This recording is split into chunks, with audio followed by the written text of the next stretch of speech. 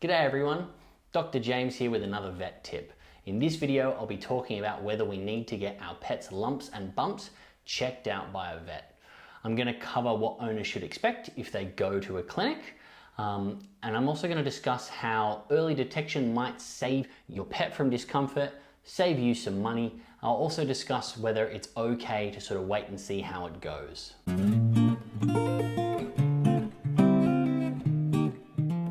Pets often develop lumps on or under their skin, and some of these aren't a problem. Some even go away on their own, and those are some of my favorite consults. It's really cool to be able to give owners the good news that something they're worried about is going to just disappear, right? The problem is we can't tell which lumps are harmless and which are really nasty based on their appearance. Cancerous lumps can look like anything, and if we guess what a lump is based on its appearance, we're definitely gonna get it wrong sometimes. And that error could be the difference between life or death for that pet further down the track. Right? The main offender are lumps caused by mast cell tumors.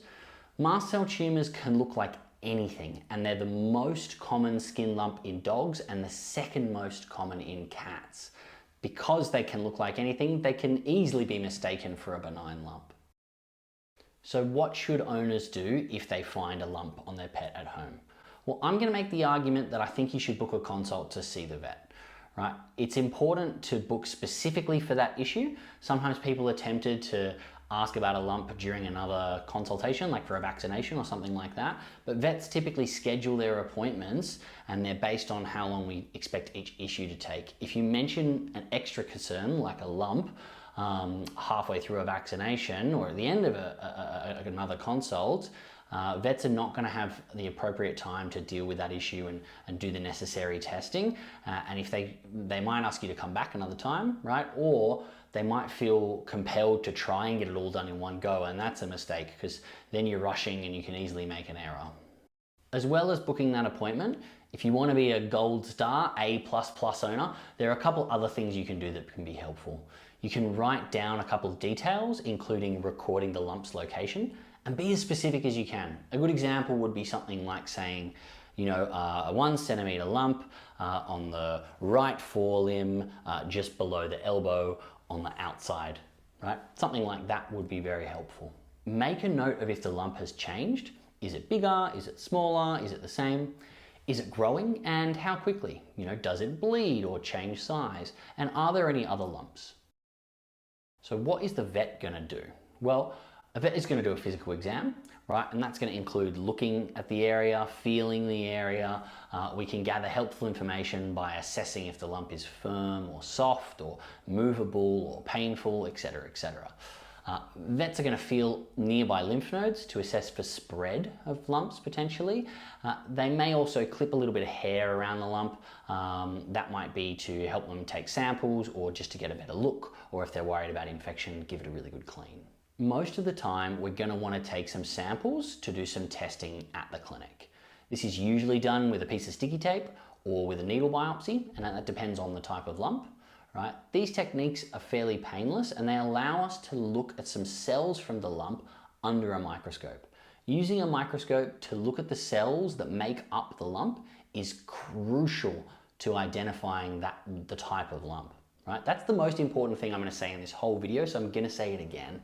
Using a microscope to look at the cells that make up the lump is crucial to correctly identifying what type of lump it is. Many lumps can be diagnosed by the vet right then and there. And if there is some concern about the lump or it is difficult to identify, your vet might recommend sending a sample off to an external lab for a specialist to analyze, right? And if they recommend this, it's worth the extra cost. Specialists help make the correct call on tricky lumps, and they allow us to plan for the most effective treatment. Can I wait to see how it goes? You might be thinking, if some lumps go away on their own, should I just wait and see? You know, I don't want to waste money on a consult if the vet's just going to tell me it's fine. And that's understandable, but I can't support that approach for a couple of reasons, right? One is that the lumps that do go away don't go away for months sometimes. And if it turns out to be a nasty lump, by waiting and seeing, we're giving it weeks or months to potentially spread or grow. If it does require surgery, removing it when it's smaller is going to be less invasive and it's going to require less healing. So early detection is better.